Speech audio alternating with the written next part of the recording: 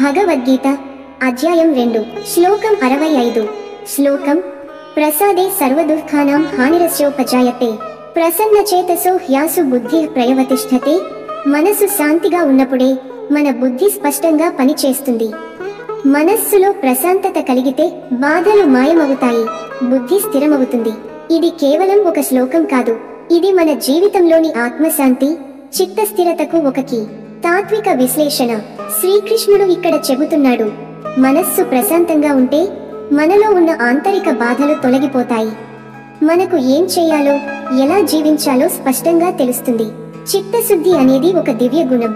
అది వచ్చినప్పుడు మనకు భయం లేదు, మోహం లేదు, సందేహం లేదు. ప్రశాంతమైన మనస్సు సమానము స్థిరమైన బుద్ధి సమానము ఉత్తమ నిర్ణయాలు సమానము జీవిత విజయానికి దారి నేటి సందేశం. శాంతి అయిన బుద్ధి మనకు శాశ్వత విజ్ఞానం ఇస్తుంది.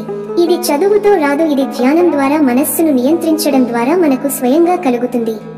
మనిషి ఆందోళనలో ఉన్నప్పుడు సరిగ్గా ఆలోచించలేడు, కానీ శాంతిగా ఉన్నప్పుడు చీకటిలోనూ దారిని చూస్తాడు. శ్రీకృష్ణుడు మనకు చెప్తున్న మార్గం స్పష్టంగా ఉంది. ప్రసన్నచేతసః కావాలి. చిత్తశుద్ధి కోసం కోపాన్ని వదిలేయండి, మోహాన్ని తగ్గించండి, ధ్యానం చేయండి, భగవద్గీత చదవండి. తదుపరి శ్లోకంలో ఈ బుద్ధి స్థిరంగా ఉండకపోతే ఏమవుతుందో కృష్ణుడు ఏమి చెప్తాడో చూద్దాం. ఓం శాంతి శాంతి శాంతి. కామెంట్లలో మీ అభిప్రాయాన్ని చెప్పండి, లైక్ చేయండి. ఈ తాత్విక సందేశాన్ని మీ మిత్రులతో షేర్ చేసుకోండి. తదుపరి శ్లోకానికి ఛానల్ సబ్స్క్రైబ్ చేయండి. ధన్యవాదములు. జై శ్రీకృష్ణ.